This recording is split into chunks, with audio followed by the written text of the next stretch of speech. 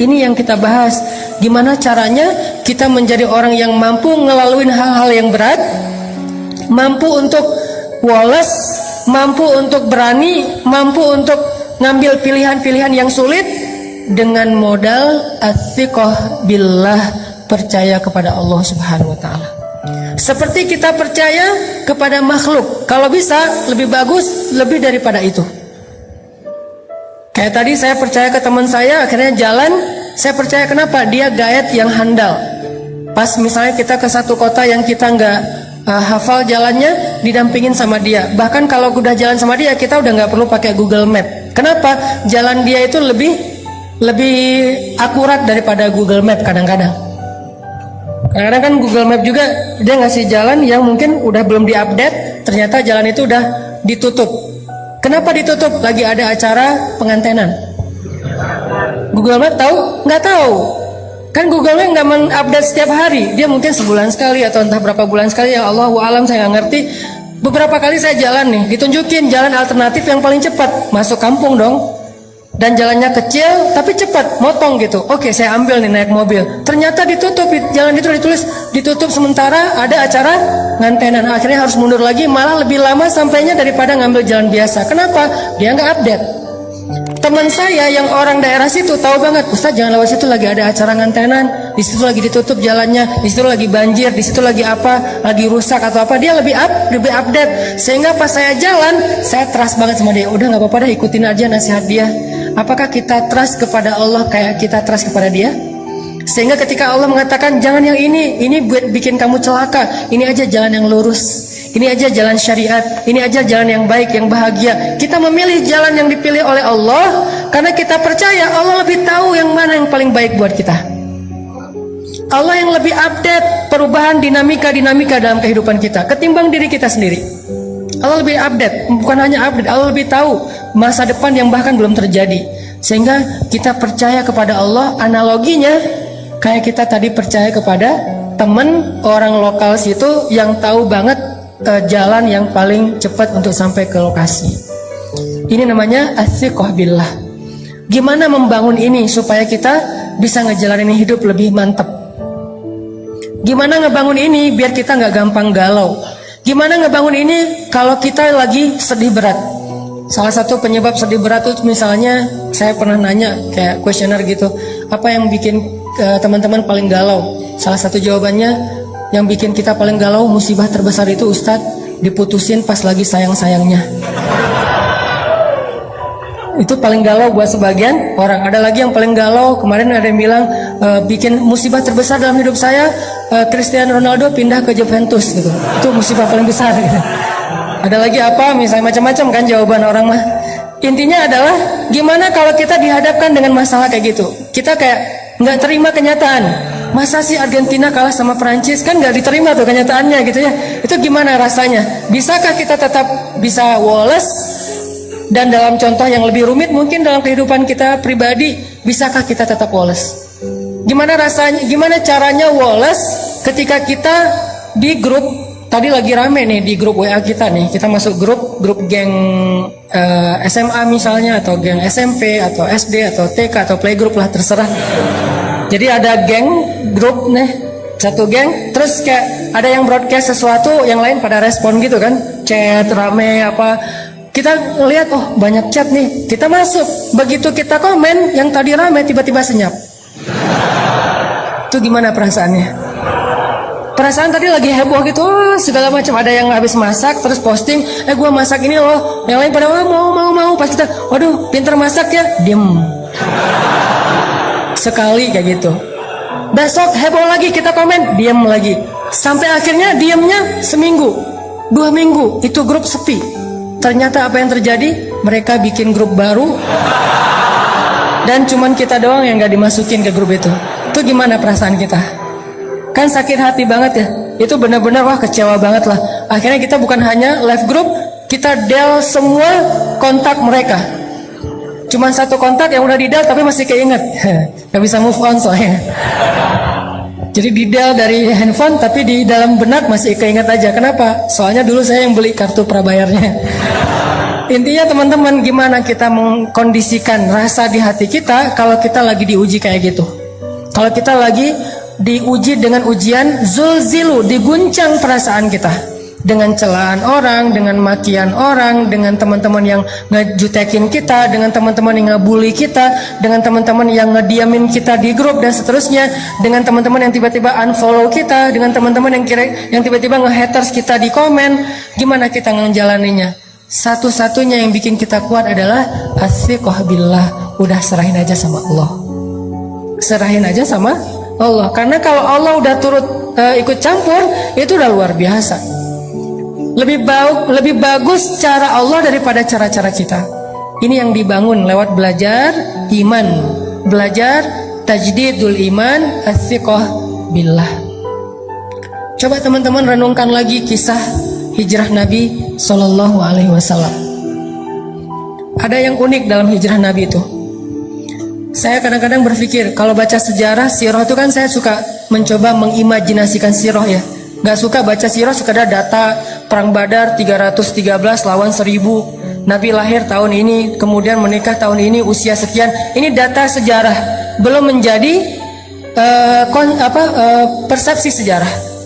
Harusnya sejarah itu membangun persepsi kita, cara berpikir, bukan hanya sekedar wawasan dan data. Cuman adegan biasa. Saya coba memikirkan, kenapa ya Nabi hijrahnya sama Abu Bakar? Ada orang bilang, gak usah tanya, ya udah emang kayak gitu. Bukankah sejarah Rasulullah itu adalah untuk orang-orang yang berpikir? Afala ta'qilun qul siru fil ardi summanzuru. Perhatikan, kenapa Rasulullah SAW hijrahnya dengan Abu Bakar? Kenapa Nabi nggak hijrah bareng dengan Umar aja biar aman? Kan gitu ya. Coba lihat gimana Umar hijrah. Umar sebelum hijrah posting captionnya, ya ahla Makkah, ya ma'syara Quraisy, wahai penduduk Mekah, wahai pemuka Quraisy, dimention satu-satu, @Abu_Jahal, @Abu_Lahab, semuanya diposting dimention sama dia satu-satu tuh, banyak banget yang dimention, Abu Jahal, Abu Lahab, Abu Sufyan, pokoknya semuanya dimention. Fa'lamu anni muhajir, ketahuilah saya mau berhijrah. Itu Umar mau hijrah aja posting. Siapa yang pengen istrinya jadi janda, anaknya jadi yatim, tunggu saya di bukit belakang itu. Terus di Sherlock sama Umar, biar nggak kesasar, jelas gitu di mana harus nunggu.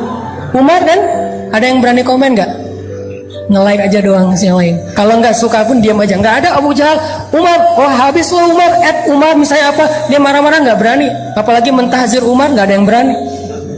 Kenapa? Umar ditakuti di Mekah. Umar itu jawara Mekah, salah satu di antara petarung Mekah yang terkenal. Umar, Khalid, Hamzah. Kalau Nabi pengen hijrahnya aman, harusnya bareng Umar dong. Sehingga ketika Nabi hijrah bareng Umar, Umar langsung instastory, gue lagi bareng dengan Rasulullah nih, pengen hijrah ke Madinah. Ada yang berani nunggu gue di jalan? Nggak ada yang berani kan? Kan aman hijrah Nabi, kenapa nggak bareng Umar aja? Itu pertanyaan saya. Wah, kenapa nggak dengan Umar ya? Kalau kayak gitu kan Umar aman banget, hijrahnya serombongan, nggak ada yang berani nungguin, semuanya mulus jalannya. Kenapa nggak dengan Umar?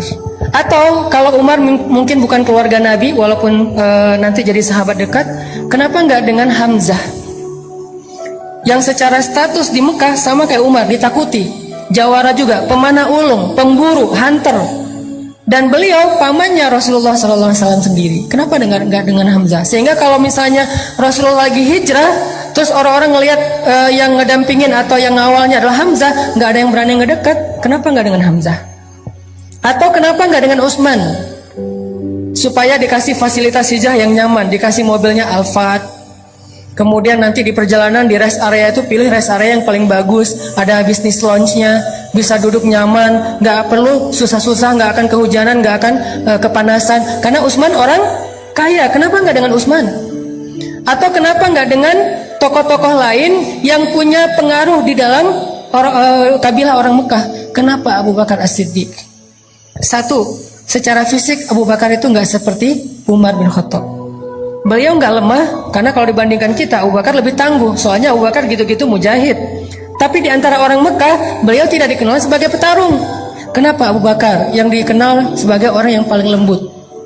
Kenapa Abu Bakar yang hartanya udah habis, ya Abu Bakar itu pernah jadi orang kaya, tapi sekarang lagi jatuh miskin sejak membantu dakwah Nabi, terutama habis diboikot selama 3 tahun. Kenapa Abu Bakar yang secara kabilah beliau berasal dari suku Taim. Suku Taim itu salah satu suku yang paling lemah di Mekah. Sementara Umar, Utsman, yang lain-lain itu suku-suku yang kuat di Mekah. Kenapa Abu Bakar? Supaya Rasulullah SAW mengajarkan kepada kita tentang athiqah billah, bukan athiqah bi Umar, bukan athiqah bi Khalid, bukan athiqah bi Hamzah, bukan athiqah bi Utsman, bukan athiqah bi Abdurrahman bin Auf, tapi athiqah billah. Hijrah nggak dikawal oleh orang-orang yang tangguh, nggak difasilitasi atau di-endorse oleh Utsman bin Affan, tapi hijrah murni mengandalkan pertolongan dari Allah Subhanahu wa taala. Itulah pelajaran dalam hijrah Nabi. Sehingga yang dibawa Abu Bakar As-Siddiq. Kenapa Abu Bakar? Karena di antara semua umat Islam, bukan sahabat aja, semua umat Islam, iman Abu Bakar itulah yang paling kuat. Sampai Nabi mengatakan kalau ditimbang iman Abu Bakar di satu timbangan, iman umat Islam di satu timbangan, maka iman Abu Bakar lebih berat. Maka yang diajak Nabi untuk berhijrah itu adalah sebaik-baik teman yang paling taat kepada Allah, yaitu Abu Bakar As-Siddiq. Hijrah nih bareng dengan Abu Bakar. Diam-diam Ali disuruh tungguin rumah Nabi, tidur di tempat Nabi. Jalan bareng Abu Bakar malam-malam ketika orang udah pada tidur. Terus jalannya kemana? Ikhtiar, nggak langsung ke Madinah, malah menjauh dari kota Madinah, masuk ke dalam sebuah lubang yang kita kenal dengan Gua Sur. Sembunyi di dalam gua itu.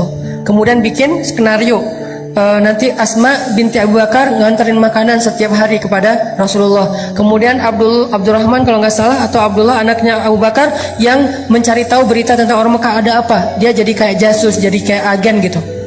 Kenapa Nabi begitu rumit mau hijrah aja? Padahal kalau hijrah bareng Umar nggak serumit itu. Ini Nabi lagi ngajarin kita tentang trust kepada Allah SWT. Hijrah kita walaupun maknanya berbeda, kita tidak pindah dari satu tempat ke tempat yang lain, tapi kadang punya resiko yang sama, teman-teman.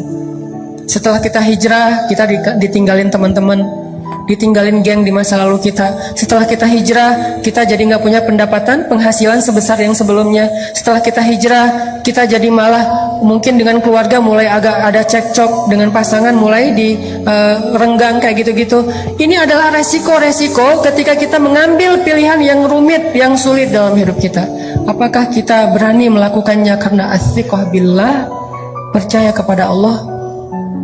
Ini yang dilakukan Nabi SAW. Sehingga ketika beliau sembunyi di dalam gua Sur, kemudian Abu Jahal mengumumkan, kata Abu Jahal, siapa yang bisa membawa pulang Muhammad hidup atau mati, maka akan aku hadiahkan 100 ekor onta. Kalau 1 ekor onta harganya 100 juta, berarti berapa? 10 miliar ya. Akan aku hadiahkan minimal nih, karena harga onta yang dipakai untuk keluar negeri itu di atas 100 juta. Kalau yang 40 juta, 50 juta itu onta potong. Ya, onta juga ada onta kampung, ada onta potong. Kalau onta potong harganya sekitar 40 juta. Kalau onta yang dipakai rihlah itu biasanya di atas 100 juta. Kebayang nggak? Siapa yang bawa pulang Muhammad hidup atau mati dikasih 10 miliar? Siapa yang nggak mau? Akhirnya semua pembunuh-pembunuh bayaran yang tadi ngelihat itu lagi trending topik di sosial media, mereka semuanya langsung bergerak. Tadinya pada nongkrong-nongkrong di tempat mereka masing-masing, ada yang minum-minum, tiba-tiba kata temannya, ada sayembara tuh, nangkap Muhammad hidup atau mati, terus hadiahnya apa? 10 miliar, semuanya bangkit. Serentak semua pembunuh bayaran di kota Mekah mencari Rasulullah SAW. Gimana rasanya? Dicari oleh pembunuh bayaran.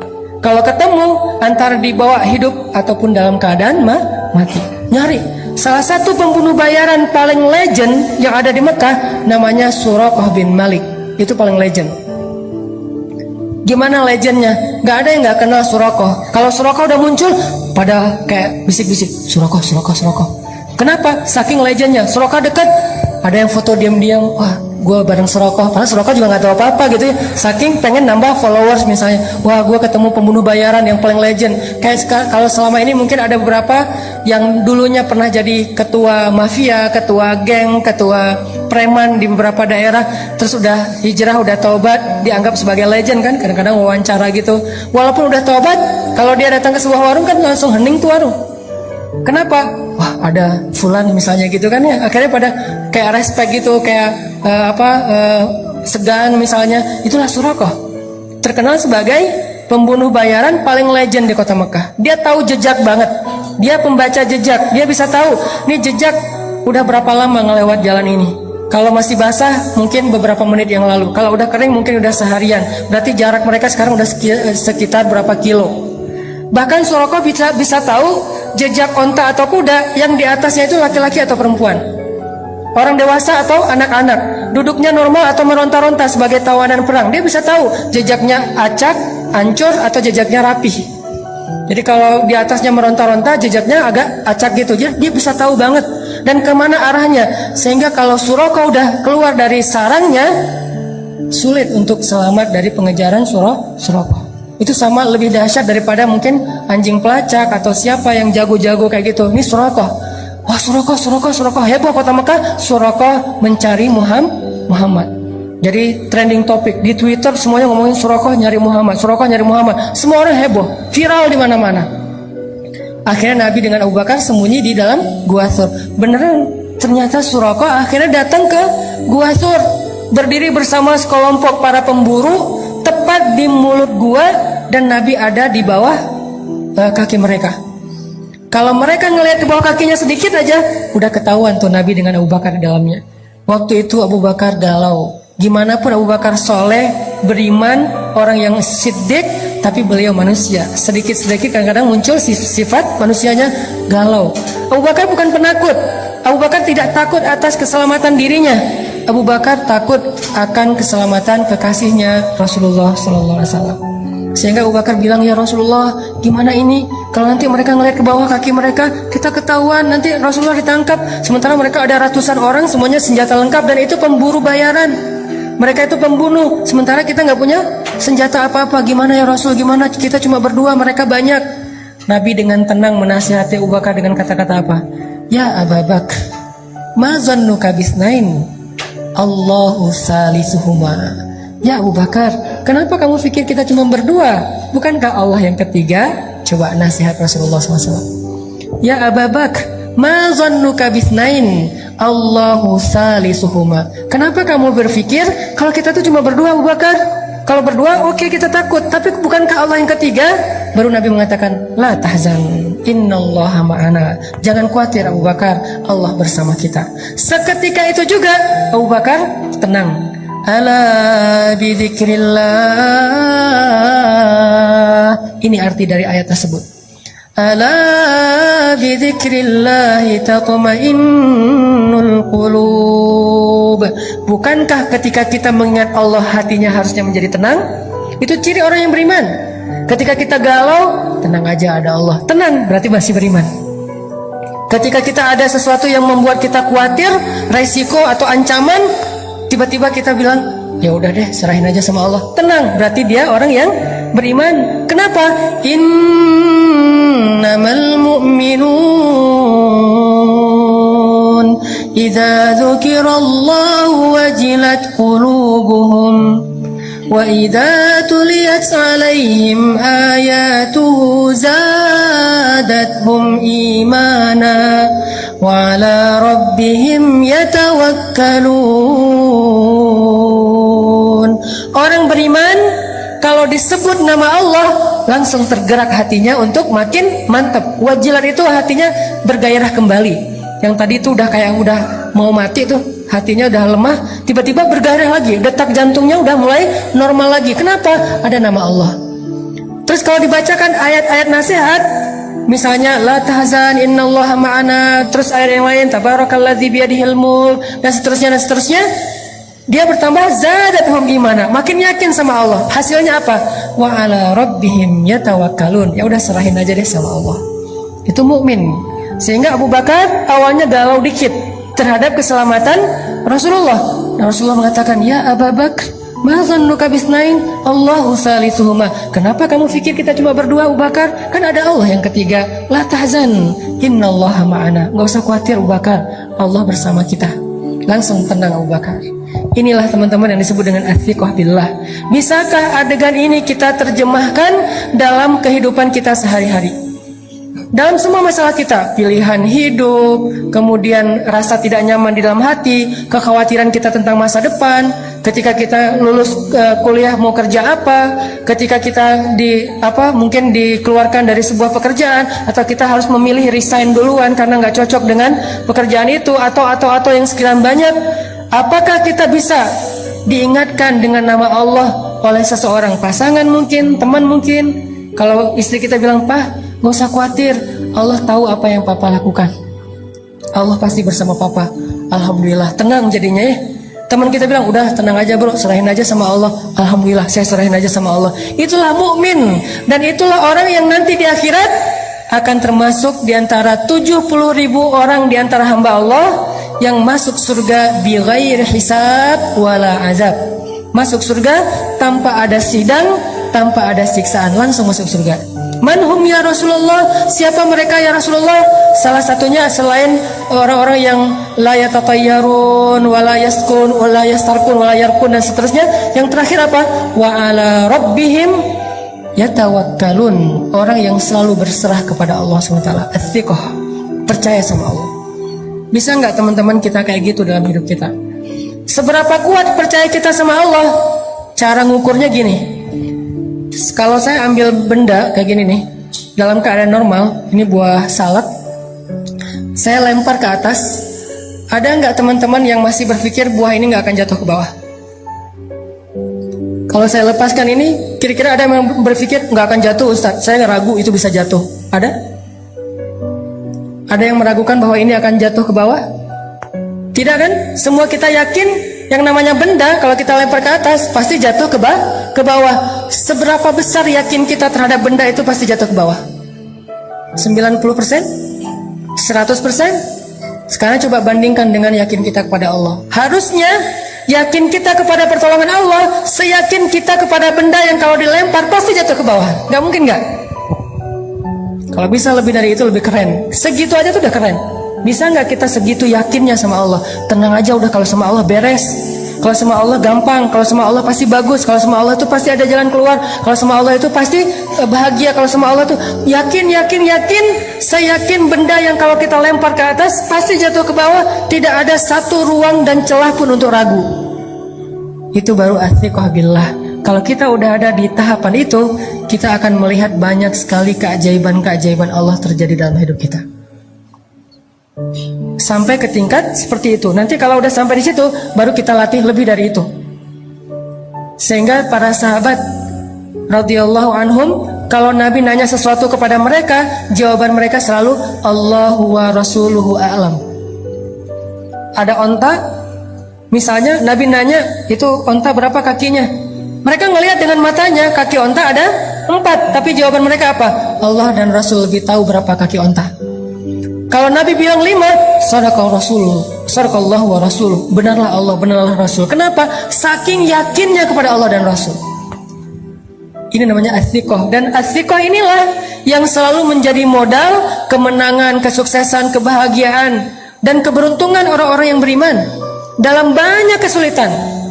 Dan salah satu kesulitan yang paling rumit itu adalah perang Badar yang direkam oleh Allah di dalam surat Al-Anfal. Sehingga surat Al-Anfal dikenal juga dengan nama Suratul Badar, surat perang Badar. Surat perang Badar. Sebelum Allah Subhanahu wa taala memberi kejutan-kejutan kemenangan dalam perang Badar, Allah pengen muji dulu athiqahnya para sahabat kepada Allah. Coba teman-teman buka deh surat Al-Anfal biar kita nanti bisa ulang-ulang di dalam bacaan kita atau di rumah, bahwa surat ini adalah surat ngajarin kita tentang akidah challenge. Ini salah satu contoh akidah challenge di surat Al-Anfal. Coba lihat ayat 7. Coba lihat ayat 7. Surat Al-Anfal. Surat Al-Anfal itu surat ke-8 ayat 7. Ini akidah challenge nih di ayat 7. Ketika para sahabat dikasih pilihan sama Allah. Apa kata Allah? Wa idh ya'idukumullahu ihda ta'ifataini annaha lakum وتودون أن غير ذات الشوكة تكون لكم ويريد الله أن يحق الحق بكلماته ويقطع دابر الكافرين. Ini akidah challenge. Apa artinya? Dan ingatlah kisah ketika Allah menjanjikan kepada kalian salah satu dari dua golongan yang akan kalian hadapi adalah bagian kalian. Sedangkan kalian menginginkan bahwa golongan yang tidak memiliki kekuatan senjatalah yang menjadi bagian kalian. Tetapi Allah ingin membenarkan yang benar dengan ayat-ayatnya dan memusnahkan orang-orang yang kufur sampai ke akar-akarnya. Apa yang terjadi? Coba nanti baca lagi sirah perang Badar secara utuh dari awal sampai akhir. Kan skenario awal dari perang Badar itu apa teman-teman? Karavan dagang Abu Sufyan baru pulang dari Syam, ngelewatin jalur dekat kota Madinah. Apa yang dibawa oleh karavan dagang ini? Karavan dagang ini membawa hasil jualan harta orang-orang muhajirin yang diambil alih, dirampas oleh orang Quraisy termasuk Abu Sufyan sebelum Abu Sufyan masuk Islam. Jadi ketika kaum muhajirin hijrah ke Madinah, pasar mereka, ternak mereka, kebun mereka, rumah mereka, aset mereka dijarah, diambil alih oleh orang-orang Mekah, orang-orang Quraisy seperti Abu Jahal dan yang lainnya, lalu dijual ke Syam. Nah sekarang pulang dari Syam membawa hasil keuntungan dari rampasan itu, sehingga Nabi SAW mengajak orang-orang muhajirin, ayo kita ambil kembali harta kita. Itu skenario awalnya. Ayo kita cegat karavan dagangnya Abu Sufyan dan kita rampas kembali harta milik kita. Sahabat semangat, siap ya Rasulullah, Allah Akbar, semangat gitu. Kenapa? Karena yang akan mereka hadapi itu karavan dagang, bukan tentara, bukan prajurit. Mudah untuk mengalahkannya dan keuntungannya besar kalau kita menang. Ternyata Abu Sufyan juga punya mata-mata. Langsung dia tahu informasi Nabi akan cegat, dia ngasih tahu ke Abu Sufyan. Abu Sufyan ngirim orang cepat untuk menghubungi Abu Jahal. Kalau dulu kan gak bisa telepon-teleponan ya, akhirnya ngirim orang. Abu Jahal datang untuk mengawal karavan dagang. Dengan apa? Dengan satu pasukan yang isinya adalah pembunuh bayaran. Yang isinya sebagiannya adalah pembunuh bayaran, sisanya petarung-petarung hebat, termasuk senior-senior ada di dalamnya. Pasukan yang jumlahnya 1.000 orang kurang lebih. Sekarang ada dua target. Satu karavan dagang yang mudah dilumpuhkan dan untungnya besar. Satu lagi pasukan perang yang sulit dikalahkan dan untungnya kecil. Apa yang mau diambil dari pasukan perang? Paling ghanimahnya ya gitu-gitu aja, pedang, perisai, onta. Kalau ini emas, sutra, segala macam kan ya. Wa idh ya'idukum, ketika Allah memberikan kalian pilihan ta'ifatain, dua kelompok, mana yang kalian inginkan? Ternyata kaum muslimin menginginkan yang mana? Manusiawi, yang tetap Abu Sufyan, Rasul kita nggak usah beralih ke yang lain, ini aja istiqomah. Dari awal kan emang pengennya ini kan, emang rencana awal kita pengen mencegat karavan dagangnya Abu Sufyan. Ngapain sih harus ngadapin Abu Jahal? Udah biarin aja, ntar dia juga pulang sendiri kalau dia nungguin kita nggak datang. Para sahabat memilih ini. Ternyata Allah memilih yang Abu Jahal. Disinilah kaum muslimin galau. Duh, ada yang kecewa. Coba baca ayat sebelumnya, gimana bentuk kegalauan mereka. Ayat 5. Kama akhrajaka rabbuka min baitika bil haqq wa inna fariqam minal mu'minina lakarihun. Apa kata-kata terakhirnya? Lakarihun, benar-benar gak suka. Itu perasaan Ahlu Badar, itu perasaan kaum muslimin, dan itu bukan orang Islam biasa loh. Awalun, as-sabiqun al-awalun minal muhajirin, itu awalunnya muhajirin. Lebih dahsyat daripada awalunnya ansor, dan kedua-duanya keren. Was-sabiqun al-awalun minal muhajirin wal ansar. Allah memuji mereka di banyak ayat. Kuntum khaira ummatin ukhrijat linnas. Khairun nas qarni. Allah memuji, Rasulullah memuji mereka kan? Ternyata sempat galau juga. Itulah manusia. Lakarihun, mereka gak suka dengan pilihan ini. Berat sekali. Karih itu artinya benci. Cuman terjemahannya kalau benci agak kurang pas nih. Minimal mereka nggak suka. Aduh kok jadi kayak gini ya? Kok kayak jadi kayak gini ya? Terus ayatnya apa? Yujadilunaka fil haq. Mereka mendebat kamu dalam hal yang benar. Masih ada yang protes. Rasul, bener ini ya Rasul pilihan kita. Rasul kok kita jadi kayak gini? Rasul kok kita nggak seperti yang kemarin? Rasul kok kita udah berubah? Ini adalah reaksi-reaksi para sahabat ketika Allah kasih pilihan yang lain, bukan pilihan yang pertama. Yujadilunak, mujadalah itu artinya berdebat. Yujadilunaka fil haqqi ba'dama tabayyan ka'annama yusaquna ilal mauti wa hum yanzurun. Gimana rasa enggan mereka? Mereka protes kepada Nabi, kemudian seolah-olah mereka seperti orang yang dihalau kepada kematian, dan mereka melihat malaikat kematian itu atau malaikat maut. Ini kan sebuah gambaran ya, gimana beratnya kaum muslimin terhadap pilihan ini. Kayak orang dibawa ke satu tempat mau dieksekusi mati, dan mereka melihat tiang gantungan, melihat algojo yang dengan parang yang tajam, seolah-olah mereka mau dibawa ke sebuah tempat eksekusi mati. Begitu enggannya mereka datang terhadap pilihan Allah Subhanahu wa taala. Akhirnya Nabi mengumpulkan mereka semuanya, ahlu Badar. Nabi menasihati mereka, Nabi membacakan ayat ini kepada mereka. Akhirnya mereka baru sadar, lalu sami'na wa ata'na. Kami ikut pilihan Allah dan Rasul. Ini maksud dari innamal mu'minun idza dzukirallah wajilat qulubuhum. Tadi mereka galau, lalu diingatkan dengan nama Allah, wahai kaum muslimin, ini pilihan Allah, taatlah sama Allah, ambil aja pilihan Allah walaupun berat. Wajilat qulubuhum, hati mereka tiba-tiba menjadi bergairah. Wa idza tuliyat alaihim ayatu zadatuhum imana, bertambah iman mereka. Wa ala rabbihim yatawakkalun, akhirnya mereka berserah kepada Allah. Ya udah kami ikuti cara Allah, sami'na wa ata'na. Hasbunallah wa ni'mal wakil. La haula wa la quwwata illa billah. Itu yang terjadi kepada ahlu Badar. Allah mau nguji dulu, mereka sikoh nggak sih sama Allah? Buat apa sih Allah ngetes-ngetes kayak gitu? Karena Allah pengen ngelihat siapa yang benar-benar yakin kepada Allah, siapa yang ragu-ragu. Kalau ragu-ragu, Allah nggak akan tunjukkan keajaiban kepada mereka. Kenapa perang Badar banyak keajaiban? Karena perang Badar diikuti oleh orang-orang yang sudah teruji sikohnya kepada Allah Subhanahu wa taala. Udah teruji, walaupun galau lagi, terus balik lagi. Galau lagi itu manusiawi. Dia imannya Yazid wa Yankus. Ketika Yazid mantap, ya tawakkalun. Ketika Yankus mempertanyakan, yujadilun. Kenapa gini, kenapa gini, kenapa gini. Tapi cepat recovery-nya, balik lagi. Itulah kita. Udah mantap nih, saya akan hijrah. Pas udah hijrah, kenapa setelah hijrah hidup jadi gini-gini amat ya? Galau kan? Diingatin lagi, memang kayak gitu. Bukan kita doang yang ngerasain, orang sebelum kita yang lebih soleh ngerasain juga. Oh gitu, ya udah mantap lagi. Besok ada ujian, tapi kok nggak selesai-selesai ya ujiannya. Terus diingatin lagi, kuat lagi. Gitu aja terus iman kita teman-teman. Yazidu wayangkus, zail, tergelincir, balik lagi, tergelincir, balik lagi. Hati kita yuqallibu dzatal yamin wa dzatal shimal.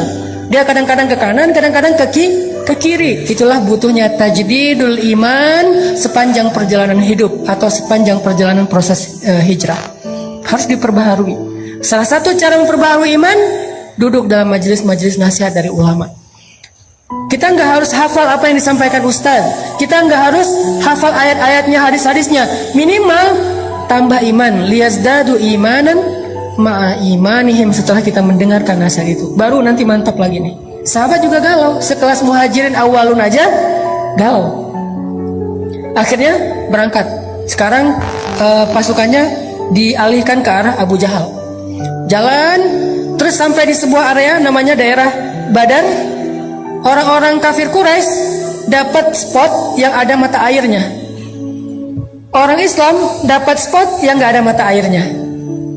Mulai agak khawatir, nih ya, airnya irit nih, jadi jangan boros-boros ya, airnya cuma sedikit. Malamnya ternyata mereka banyak yang gak bisa tidur. Gimana besok ya? Ini kan perang kita pertama banget dalam sejarah umat Islam, kan perang pertama Badar ya. Mereka kayak gimana ya besok perang ya? Gimana ya besok perang? Sementara kamu jurus itu udah bisa belum? Belum. Jurus pedang misalnya belum. Kan baru juga latihan kemarin, tiba-tiba langsung tarung. Sementara yang di seberang sana tuh petarung semua. Yang di seberang sana tuh udah kayak show off gitu, udah tayang lagi tarung, tayang lagi ngetrik. Kita baru juga oli juga belum bisa. Tiba-tiba disuruh main di ball, di apa gitu. Aduh gimana ya, kagok gitu, nervous sama yang pro-pro, yang legend-legend. Begitulah para sahabat. Orang-orang yang muslimin ini amatiran sebagian besarnya. Cuma beberapa orang juga yang tokoh kayak Hamzah, Umar, oke, mereka legend. Tapi sisanya amatiran, orang-orang biasa, bukan petarung. Di sana itu pro semua itu. Ikrimah, Abu Jahal itu kan pro semua ya, pro perang. Orang-orang yang jago dalam berperang. Galau malam itu nggak bisa tidur. Akhirnya kata Allah apa? Allah utus rasa ngantuk kepada kaum muslimin. Ini keajaiban pertolongan Allah kepada orang yang sikoh kepada Allah, percaya sama Allah. Akhirnya apa kata Allah di ayat 11? Ini kita bedah ayatnya nih. Surat masih yang sama, Al-Anfal ayat 11. Idh yughashshikumun nu'asa amanatan min. Allah memberikan kalian rasa ngantuk amanatan, biar kalian merasa nyaman. Aman itu bahasa Arab atau jadi bahasa Indonesia. Amanatan min, supaya kalian merasa nyaman. Tiba-tiba semuanya nguap-nguap, ngantuk, tidur, kecuali 2 orang yang masih terjaga. Rasulullah lagi-lagi bersama Abu Bakar. Nabi berdoa. Doanya Nabi apa? Istighosah yang ada di ayat 9. Iltastaghithuna rabbakum. Jadi istighosah salah satu sunnah Nabi Sallallahu Alaihi Wasallam. Nabi melakukan istighosah dalam momen yang paling berharga, yaitu perang Badar. Iltastaghithun. Gimana istighosah? Istighosah itu doa yang panjang. Saking seriusnya Nabi berdoa, angkat tangannya tuh bukan gini, tapi gini. Pernah nggak doa gini? Saya pernah sekali pas minta jodoh dan berhasil. Jadi kadang-kadang doa ada yang nggak pakai ngangkat tangan, kayak doa sehari-hari naik kendaraan atau apa. Ada doa yang pakai angkat tangan, ada yang doa setinggi-tingginya, ada yang doa dengan telunjuk. Kalau doa dengan telunjuk bukan nunjuk-nunjuk Allah, ya Allah kasih lo ya, harus ya, bukan. Dengan telunjuk itu maksudnya cuman kepada Allah saya berharap. Itu maksudnya. Jadi apa psikologi Arab dengan Indonesia tuh beda dalam masalah telunjuk. Kalau kita kan kayak nyuruh-nyuruh ya. Karena ada ya Allah bukan ya Allah harus ya. Nih benar ya, bukan. Tapi ya Allah iyyaka na'budu wa iyyaka nasta'in, itu maksud dari nelunjuk. Jadi Nabi kadang berdoa nggak angkat tangan, kadang berdoa mengangkat tangan, kadang berdoa sampai angkatnya tinggi, kadang menelunjuk. Semua itu sunnah Nabi, tidak perlu dibenturkan antara satu dengan yang lain. Semuanya bisa dilakukan. Dan waktu itu Nabi beristighosah, mengangkat tangan setinggi mungkin sampai rida beliau jatuh, diangkat lagi oleh Abu Bakar, jatuh lagi, menangis semalaman. Sementara sahabat semuanya tertidur pulas gara-gara Allah menenangkan mereka dengan ngantuk.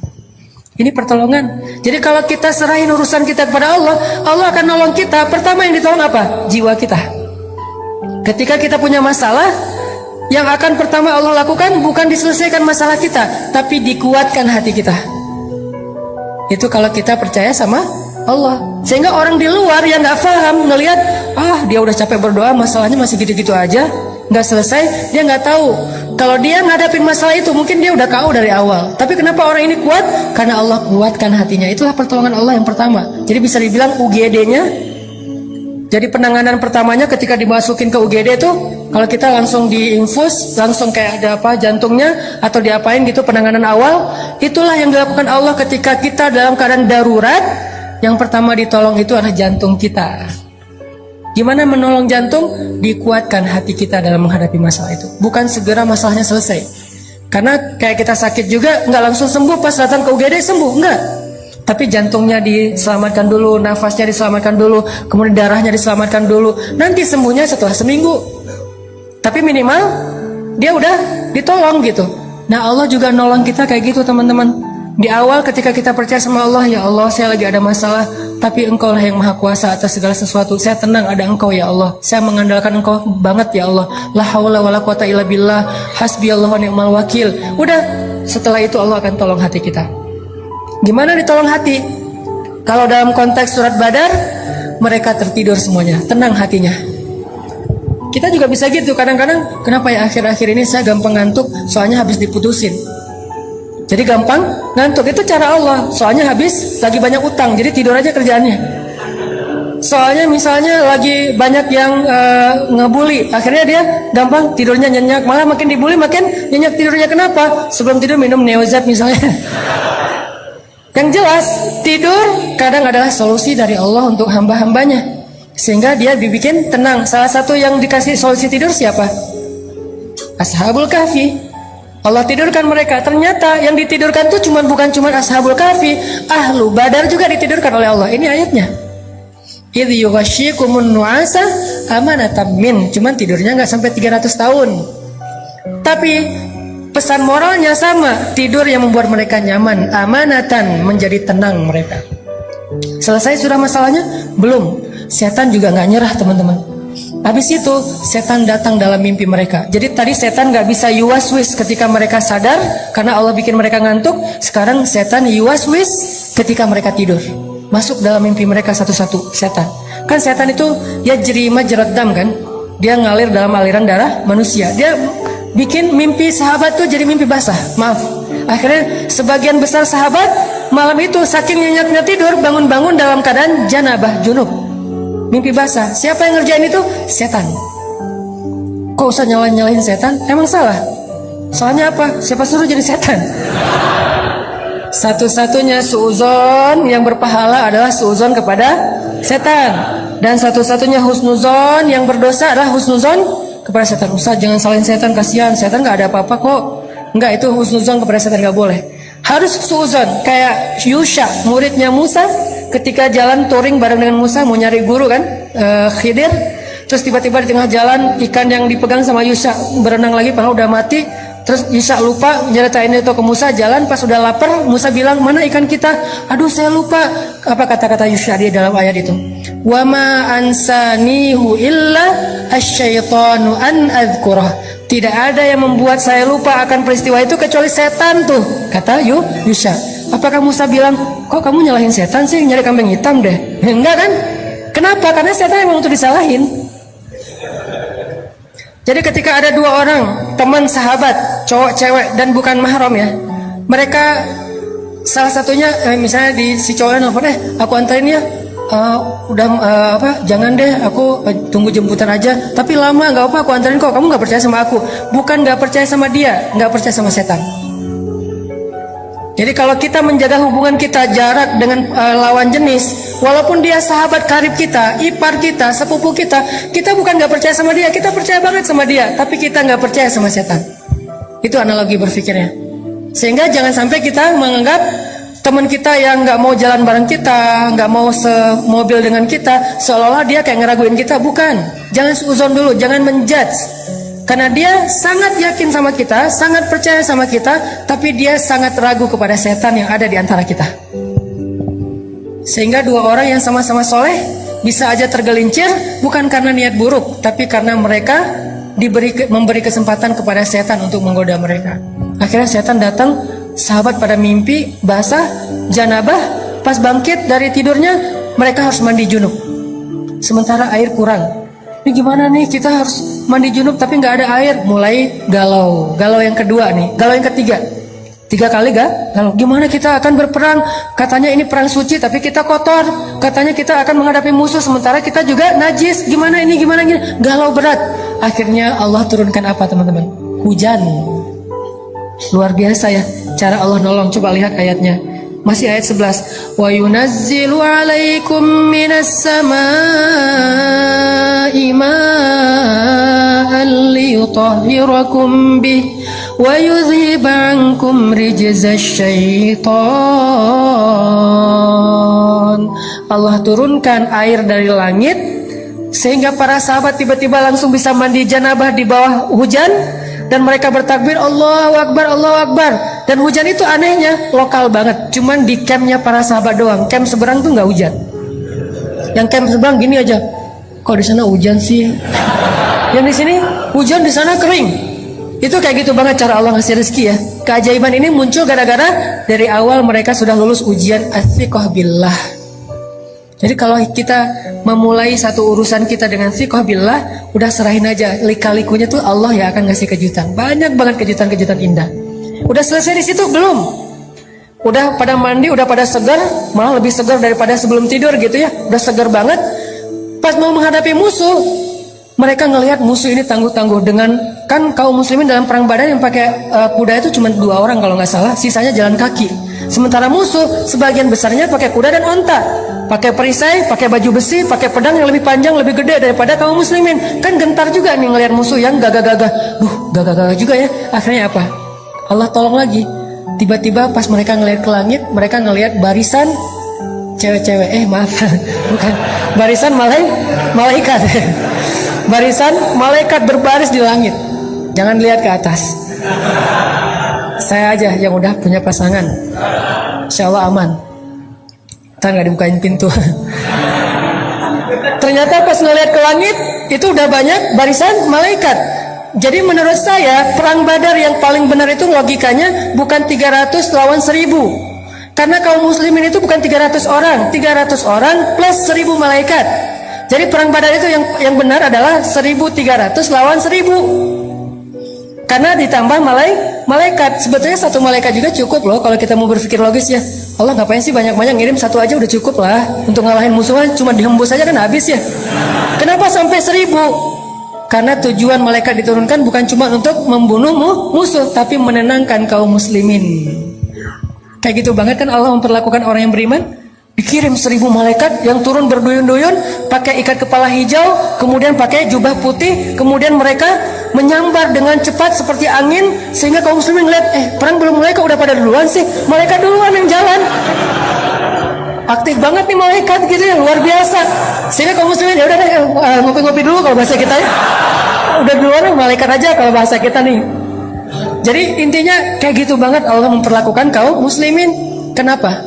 Athiqah billah. Pokoknya udah serahin aja sama Allah, hidup kita bakalan nyaman banget.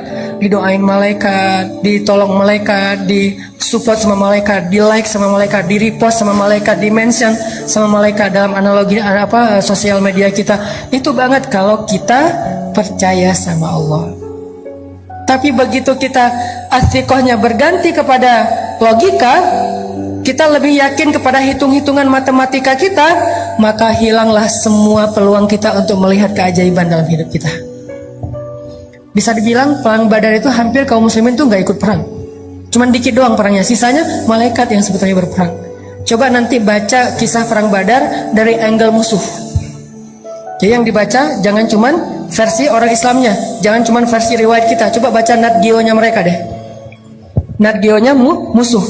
Ternyata menurut musuh-musuh yang nantinya akhirnya masuk Islam, mereka bilang, alhamdulillah saya selamat hari itu. Itu kejadian luar ngeri banget. Waktu itu saya berada di pasukan musuh, saya belum dapat hidayah. Ketika kita akan berperang dengan kaum muslimin, yang kita lihat itu bukan kaum muslimin, tapi deretan makhluk yang memakai ikat kepala hijau. Mereka turun dari langit menyambar kami. Tiba-tiba saya menutup kepala dan mata saya hanya mendengar teriakan teman-teman saya yang dipenggal oleh para malaikat. Ketika saya membuka mata saya melihat tubuh teman-teman saya sudah terkapar di atas tanah. Itu kerjaan siapa? Bukan kerjaan kaum muslimin, malaikat. Kaum muslimin datang udah beres. Aduh, beres nih, diberesin sama malaikat. Kenapa? Athiqah billah, percaya aja sama Allah, beres. Gak ada yang sulit kalau Allah udah ikut campur. Inilah pentingnya kita ngandelin Allah dalam masalah kita, dalam hidup kita, dalam hajat-hajat kita, dalam cita-cita kita. Saya punya cita-cita secara pribadi dalam urusan dakwah yang 3 tahun yang lalu orang menganggap itu berlebihan.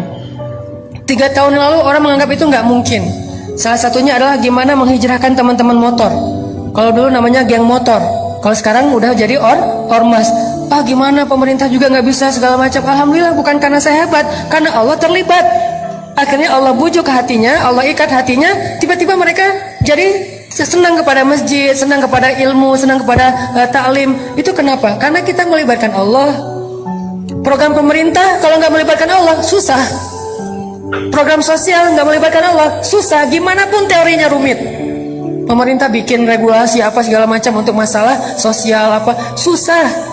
Termasuk nanti mempersaudarakan 2 supporter bola yang sering tarung, itu nggak cukup dengan program pemerintah, nggak cukup dengan program dari PSSI, nggak cukup dengan program Menteri Sosial, harus pakai program dakwah. Kenapa? Di dalam program dakwah lah Allah terlibat. Dan mereka semuanya punya hati, dan yang memegang hati mereka itu jemari-jemari Allah. Jadi kalau pengen hati mereka diikat, fa'allafa baina qulubikum fa'asbahtum binikmati ikhwana. Caranya gimana? Wal takum minkum ummatun yad'una ilal khair wa ya'muruna bil ma'ruf wa yanhauna 'anil munkar. Lewat dakwah itu keajaiban terjadi. Jadi saya percaya banget nih, antara beberapa supporter bola di Indonesia yang selama ini mungkin sering ada masalah, bisa diikat hati mereka, bahkan jadi ikhwana, bersaudara dengan media dakwah. Kenapa? Di dalam media dakwah itu Allah terlibat untuk menggenggam hati hamba-hambanya. Buktinya, berapa ratus tahun orang-orang Aus dengan Khazraj berperang di Madinah. Tiba-tiba datang Nabi, dengan izin Allah mereka menjadi Ansor. Gimana antara Muhajirin dan Ansor yang gak saling kenal tiba-tiba menjadi lebih erat daripada saudara kandung? Siapa yang bekerja di balik ini semuanya? Allah Subhanahu wa Ta'ala. Ternyata banyak hal yang gak mungkin terjadi, mungkin banget buat Allah.